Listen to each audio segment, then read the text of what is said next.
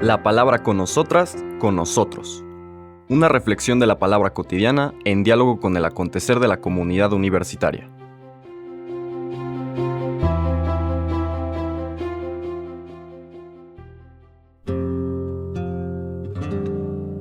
Hola, buenos días. Bienvenidas, bienvenidos a la palabra con nosotras, con nosotros. Vamos a terminar esta sección de la segunda carta de Pablo a los Corintios leyendo los versículos del 6 al 10 de este capítulo 5, ¿no? Cómo Pablo describe la importancia de tener la atención, descrita con el término mirada, tengo la mirada puesta en, es una expresión cultural desde luego, tengo mi atención puesta, el sentido de mi vida está no en contemplar cómo mi cuerpo físico va siguiendo el devenir que le corresponde conforme crece en edad y se va descomponiendo, dice Pablo, la mente también, ¿no? Vamos perdiendo en ocasiones facultades de memoria, etc. Pero vamos ganando otros elementos y el principal que él recomienda que no perdamos de vista es esta capacidad de amar, de transmitir vida entregando nuestra propia vida. Muchas de las culturas tradicionales habían entendido eso y por eso ponían en un lugar fundamental a las personas mayores. Eran quienes transmitían, orientaban, formaban finalmente en el proyecto de todo ser humano, que es descubrir su dignidad de hijo e hija de Dios, imagen de Dios. Y esto consiste en descubrir que pueden ver el mundo e interactuar con el mundo desde este dinamismo del amor que descubren y desarrollan. Estas personas mayores, en algunos lugares, por ejemplo en el mundo indígena donde me ha tocado trabajar, hay todo un sistema de servicio en las fiestas y en los distintos momentos importantes de la vida de la comunidad, donde un matrimonio joven, por ejemplo, va recibiendo responsabilidades de servicio a la comunidad, donde se les va educando el amor, se les prepara para eso. ¿Qué es lo que hacen ahí? Pues se gastan su tiempo, se gastan sus recursos desde el deseo de poder servir a Dios, que es el sentido de la fiesta religiosa, y servir a Dios sirviendo a los hermanos y hermanas, porque preparan la fiesta, comparten comida, hacen que sea una vivencia realmente celebrativa.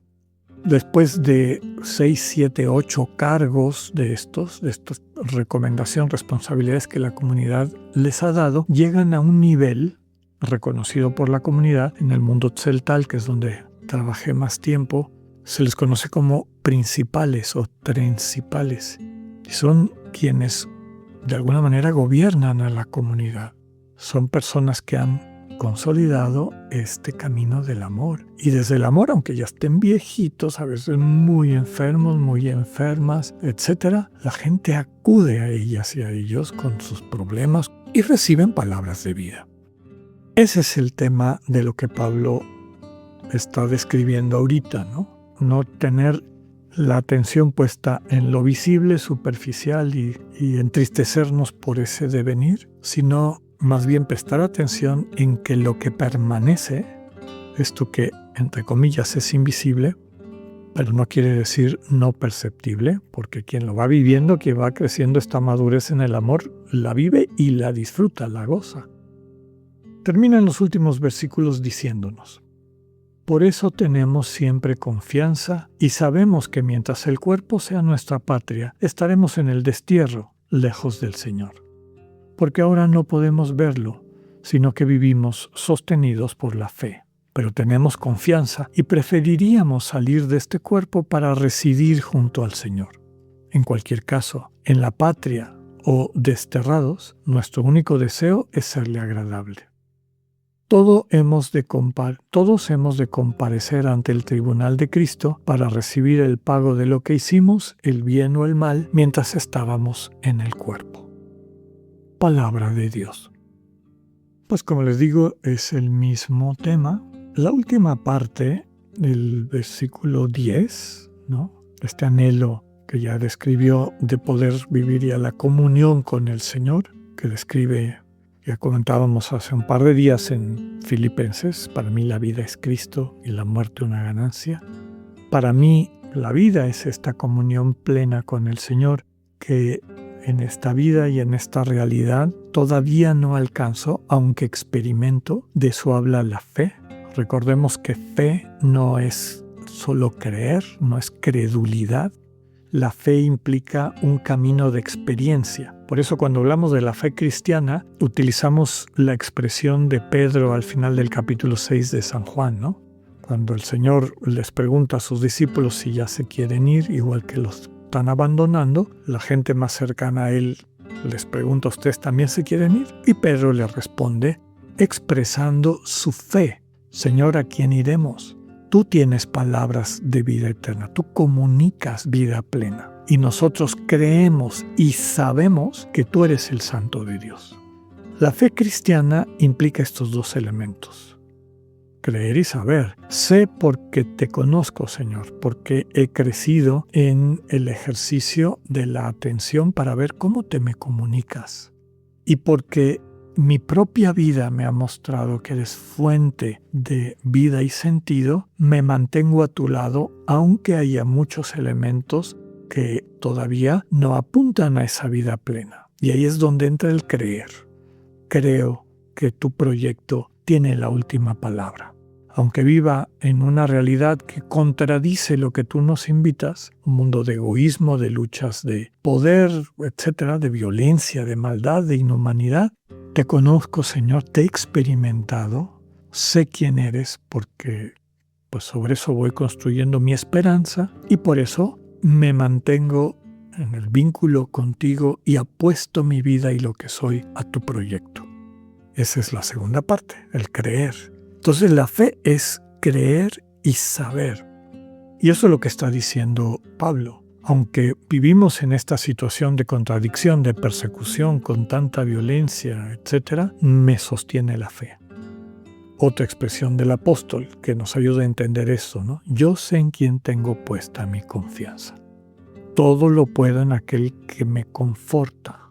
Nuevamente, la experiencia de que hay este vínculo con el Señor, que estamos en el camino para la comunión plena y el hambre, desde luego, el anhelo de alcanzar esa comunión plena, que es lo que nuestro corazón busca, lo que anhela, el proyecto de Dios para todas y todos.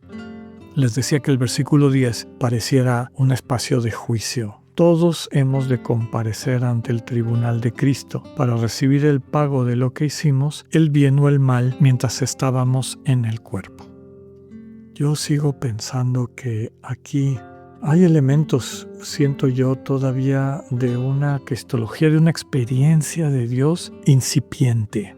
Le cuesta mucho trabajo a quien ha salido de ese mundo, del mundo del premio y castigo, el quitarle a Dios este referente de premio y castigo. En realidad no hace falta esa figura, la propia vida te cobra. Es una realidad, podemos decir, constatable. Si has vivido mal, nunca vas a encontrar el amor de comunión y por lo tanto estás muerto. Por lo tanto, no has alcanzado esa vida de plenitud a la que el Señor te invita. No necesitas que alguien venga y te juzgue y te condene. Ya esa situación de autoexclusión es una condenación. Y por otro lado, creo que pone un poco de duda y dificultad de terminar de entender el dinamismo del amor gratuito de Dios. Pero bueno, eso es mi convicción. Dejamos al Espíritu que vaya iluminando la conciencia de cada una y cada uno. Que tengan un buen día, Dios con ustedes.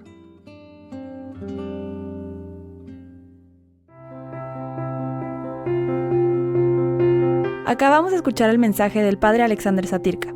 Escúchalo de lunes a viernes a las 8:45 de la mañana por radioiberoleon.com, a través de nuestra app gratuita para iOS y Android o por Spotify. Esta es una producción de Radio Ibero León en colaboración con el ITESO, Universidad Jesuita de Guadalajara.